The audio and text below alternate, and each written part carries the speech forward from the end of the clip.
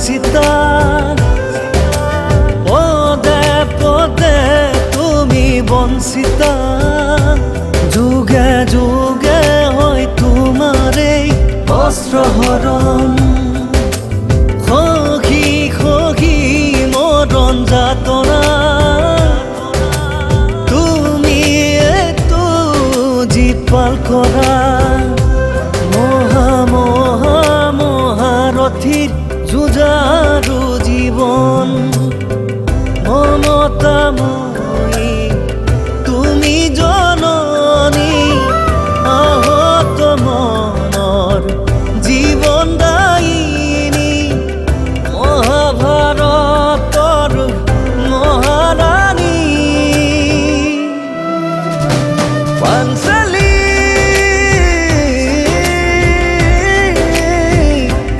Pansali,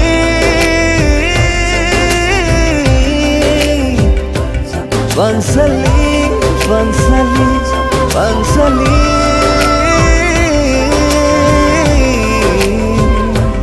Pansali,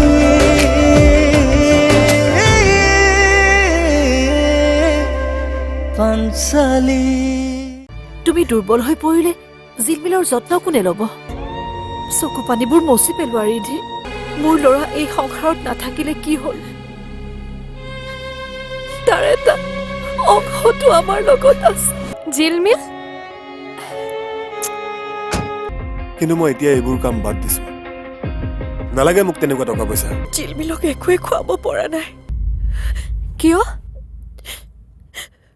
দেউতাক আহিলেহে খাব বোলে।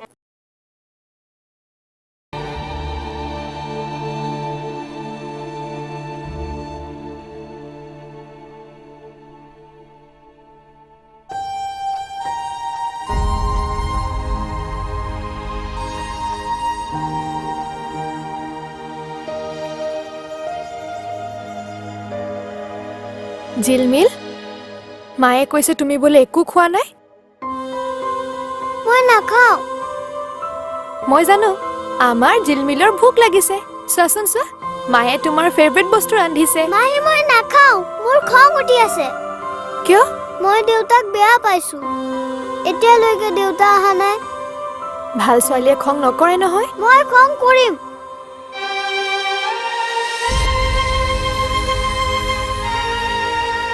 আচ্ছা ঠিক আছে, তুমি খং কৰি থাকা, কিন্তু ভাতকেইটা অকণমানতো খোৱা।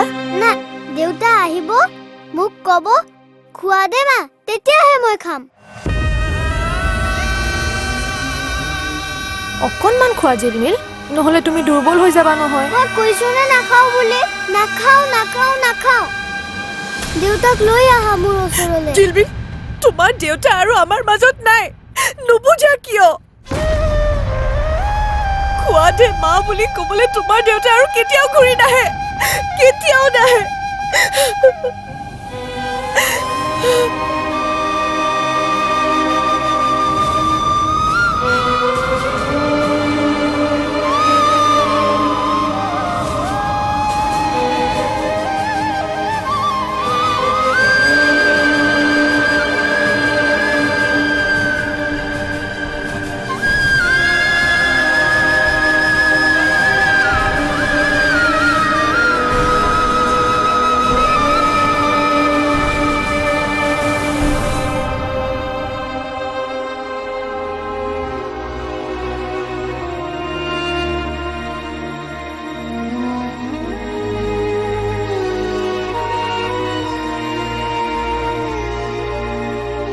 কি হ'ল অম্বিকা?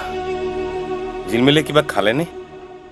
নাই, হস্পিটেলৰ পৰা অহাৰে পৰা একো এটাই মুখত দিয়া নাই। জোৰ কৰি খুৱাব লাগিছিল। আমি এটাই চেষ্টা কৰিলো, নোৱাৰিলো। দেউতাকে আহি খাব নোকোৱালৈকে একো নাখায় হেনো। এতিয়া দেউতাকক কেনেকৈ লৈ আহো বাৰু? নাকান্দিবাচোন তুমি, ৰ'বা, কিবা এটা সমাধান উলিয়াব লাগিব। কি সমাধান উলিয়াব আপুনি? বাপেকৰ দৰে জীয়েকো জেদি হৈছে, নাখাওঁ মানে কোনেও খুৱাব নোৱাৰে। হেৰি নহয় মই চেষ্টা এটা কৰি চাওঁ নেকি? আমি আটাই হাৰ মানিছো। যদি পাৰে অলপ ভাত খোৱাক গৈ যাওক। এনেকৈ থাকিলে তাই দুৰ্বল হৈ পৰিব। এনেই দুৰ্বল হৈ আছে।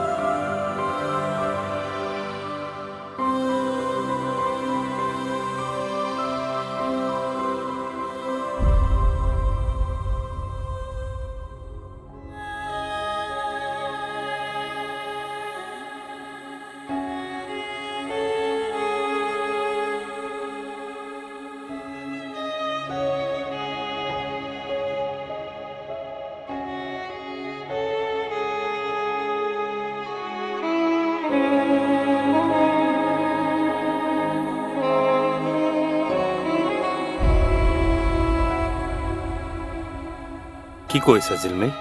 একো কৰা নাই ককা। ব'লা অকণ ফুৰি আহোঁ।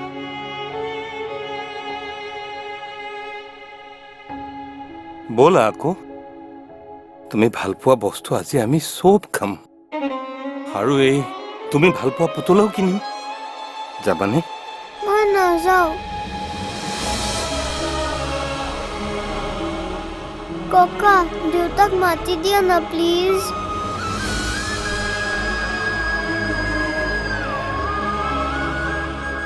মায়ে কৈছে দেউতা হেনো কেতিয়াও উভতি নাহে। আহিব ন ককা?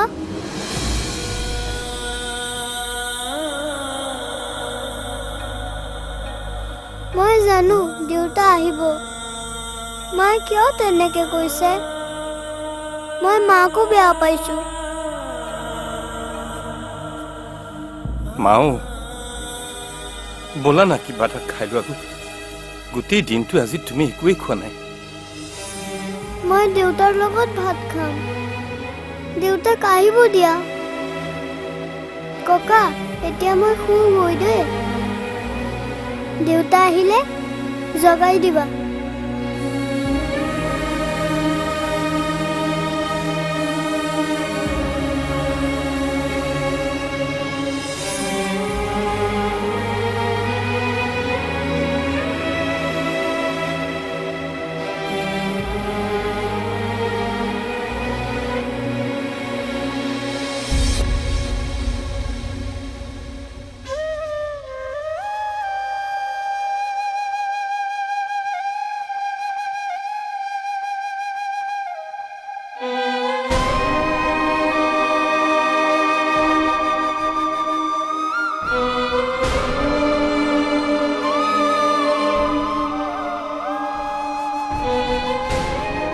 ঘৰখনৰ সকলোবোৰ মানুহ এতিয়া দুখত ভাঙি পৰিছে। এগৰাকী নিষ্ঠাবান পত্নীয়ে নিজৰ স্বামী আৰু এহাল মাক দেউতাকে নিজৰ সন্তান হেৰুৱাইছে। ময়ো দুখী। ভিন্দৰ মৃত্যুৰ দুখতকৈ আজি বল্লভে কোৱা কথাখিনিৰ সত্যতা বিচাৰি মোৰ মনটোৱে কান্দিছে। কেৱল মাটিৰ বাবেই মোৰ দেউতাক হত্যা কৰা হৈছিল নে? এইবোৰটোৰ মনে সজা কাহিনী আছিল।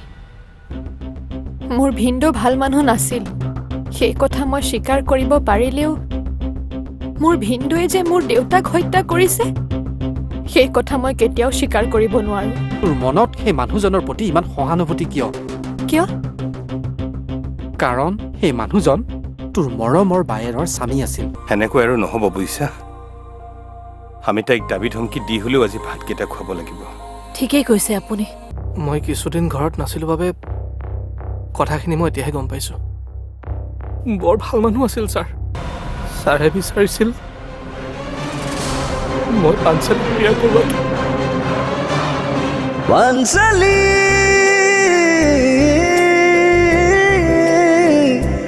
পাঞ্চালী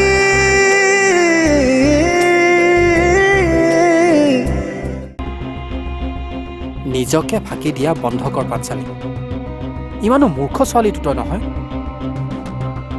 মই জানো তোৰ মনত সেই মানুহজনৰ প্ৰতি ইমান সহানুভূতি কিয় কিয় কাৰণ সেই মানুহজন তোৰ মৰমৰ বায়েৰৰ স্বামী আছিল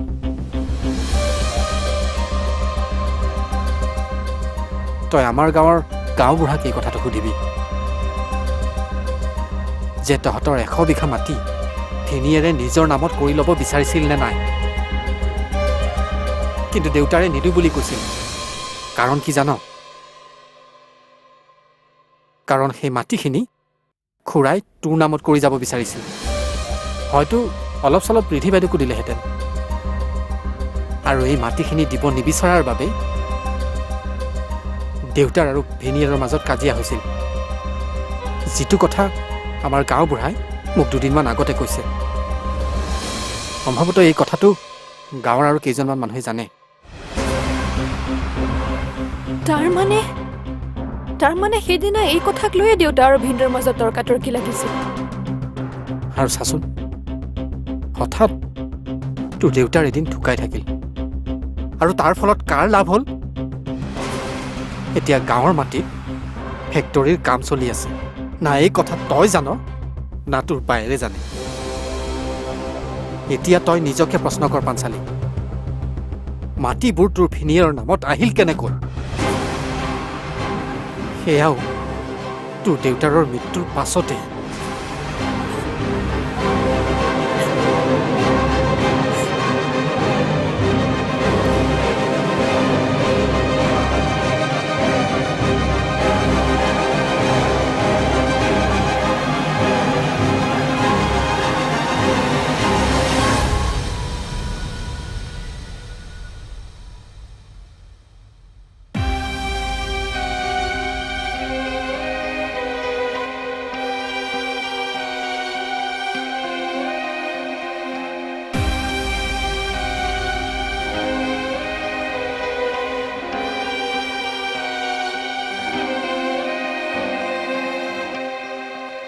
জিলমিল উঠিল নে নাই উঠা এতিয়াও শুয়ে আছে বহুত দুৰ্বল হৈ গৈছে তাই সেনেকৈ নোখোৱাকৈ থাকিলে তাই কেনেকৈ সুস্থ হৈ থাকিব সেনেকৈ আৰু নহ'ব বুজিছা আমি তাইক দাবী ধমকি দি হ'লেও আজি ভাতকেইটা খুৱাব লাগিব ঠিকেই কৈছে আপুনি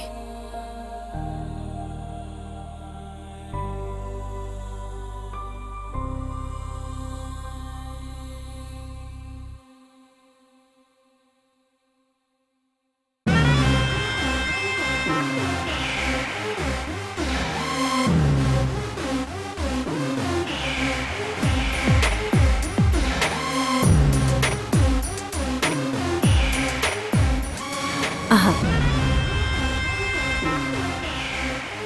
বহা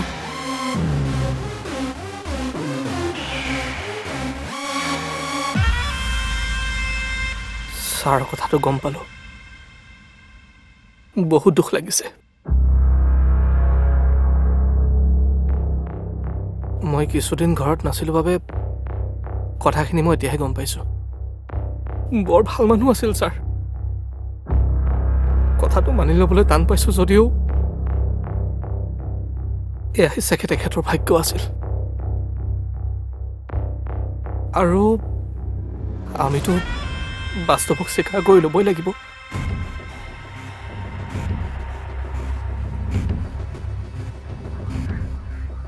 নাজানো এইখিনি সময়ত এইবোৰ কথা ক'ব লাগে নে নালাগে কিন্তু মই ছাৰৰ শেষ ইচ্ছা পূৰণ কৰিব বিচাৰোঁ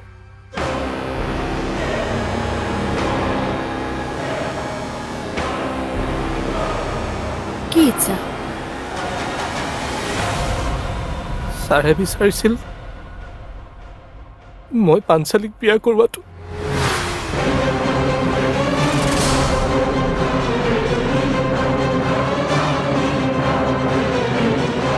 আৰু সেই ইচ্ছা পূৰণ নকৰিলে মোৰ পাপ লাগিব।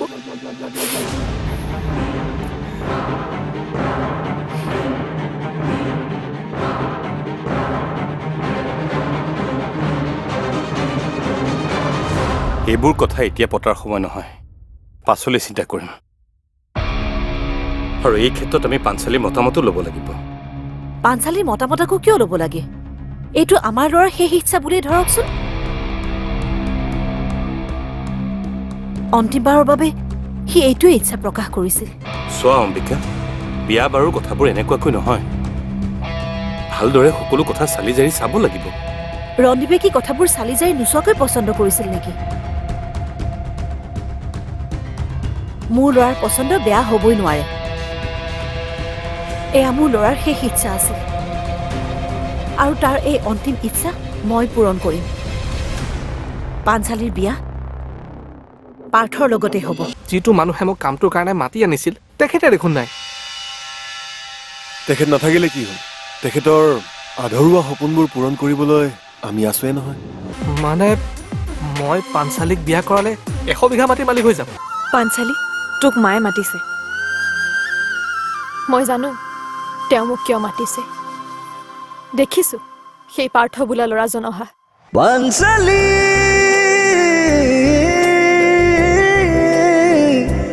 পাঞ্চালী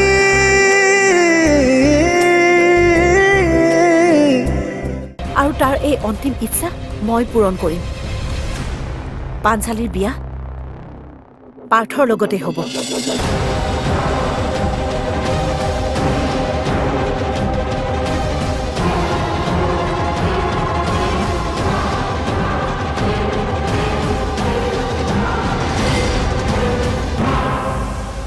এতিয়া আৰু মোক কি প্ৰয়োজন? যিটো মানুহে মোক কামটোৰ কাৰণে মাতি আনিছিল তেখেতে দেখোন নাই। তেখেত নাথাকিলে কি হ'ল? তেখেতৰ আধৰুৱা সপোনবোৰ পূৰণ কৰিবলৈ আমি আছোৱে নহয়। তুমি জানা ছাৰে কিয় পাঞ্চালীক বিয়া দি বাহিৰলৈ পঠিয়াব বিচাৰিছিল? কাৰণ পাঞ্চালী 100 বিঘা মাটিৰ মালিকনী।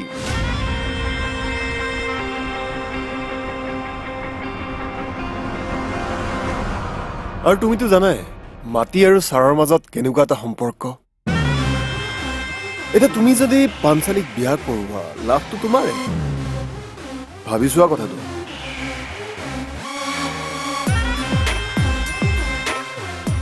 মানে মই পাঞ্চালীক বিয়া কৰালে 100 বিঘা মাটি মালিক হৈ যাম। ভুল বুজিছা তুমি। যদি পাঞ্চালীক তুমি বিয়া কৰোৱা তেনেহ'লে তোমাক মোৰ সহায় লাগিব, আৰু যদি মোৰ সহায় লাগে তেনেহ'লে মোকো প্ৰফিট লাগিব। 50-50। 50 বিঘা তোমাৰ আৰু 50 বিঘা মোৰ। হ'বনে?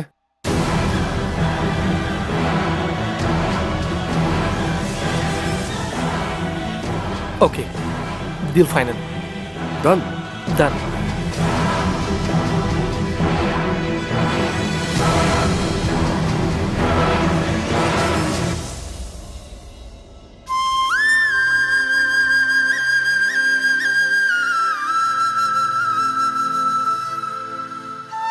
পাঞ্চালী, তোক মায়ে মাতিছে। মই জানো তেওঁ মোক কিয় মাতিছে। দেখিছো সেই পাৰ্থ বোলা ল'ৰাজন অহা। তই কথাবোৰ বুজিবলৈ মই এতিয়াই বিয়া নহওঁ। তই কিবা এটা কৰ না। মই তাত গ'লে ল'ৰাজনৰ লগত কথা পাতিব লাগিব। মোৰ যে একেবাৰে মন নাই। প্লিজ বা, তই গৈ কৈ দে না। মই এতিয়াই এইবোৰ কথা ভবা নাই। তেনেহ'লে তই এটা কাম কৰ। কি? টালি টোপোলা বান্ধ আৰু গাঁৱলৈ উভতি যা।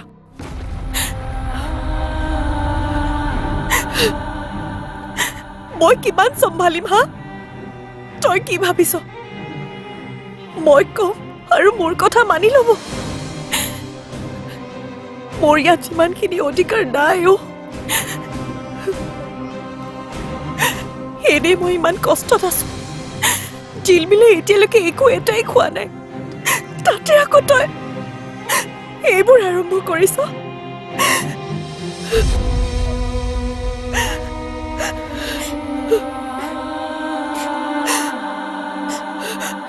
বা মই তোক দুখ দিব বিচৰা নাছিলো মই মাথো যা তই গুচি যা মোক এৰি ভিনিৰেতো গ'লে এতিয়া তইও যা গাঁৱলৈ গ'লে নিজৰ মতে চলিব পাৰিবি ইয়াত থাকিলে আনৰ কথা শুনিব লাগিব হ'ব দে পাৰিম মই অকলে থাকিব যা তই গুচি যা যা বা তই নাকান্দিবিচোন তোক এৰি মই কলৈকো নাযাওঁ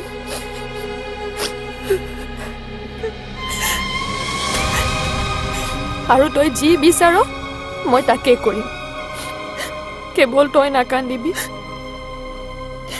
ভিনিৰে তোৰ ভালৰ কথা চিন্তা কৰিয়ে পাৰ্থৰ লগত বিয়াখন ঠিক কৰিছিল মানুহজনৰ ইচ্ছা পূৰণ কৰিব নোৱাৰিলে নিজকে কিবা দুখী দুখী লাগিব তাৰ মানে তইও বিচাৰ মই এই বিয়াত বহাটো ভিনিয়েৰৰ ইচ্ছাই মোৰ ইচ্ছা দেউতা কি হৈছে বোৱাৰী দেউতা জিলমিল কি হৈছে জিলমিলৰ জিলমিলৰ বহুত জ্বৰ উঠিছে মা দেউতা মই তোমাৰ বাবে ৰৈ আছিলো কিয় গুচি গৈছে মোক এৰি দেউতা মইচোন কৈছোৱে আপোনালোকক তাইৰ সমস্যাৰ কথা তাই যদি একো নোখোৱাকৈ থাকে তাই কেনেকৈ জীয়াই থাকিব ডক্টৰৰ ওচৰত বেমাৰ হ'লেহে চিকিৎসা আছে জেনৰতো কোনো চিকিৎসা নাই এয়া জেদ বুলিনো কেনেকৈ কবি বা তাই সৰু ছোৱালী একো বুজিব পৰা হোৱাই নাই পাঞ্চলি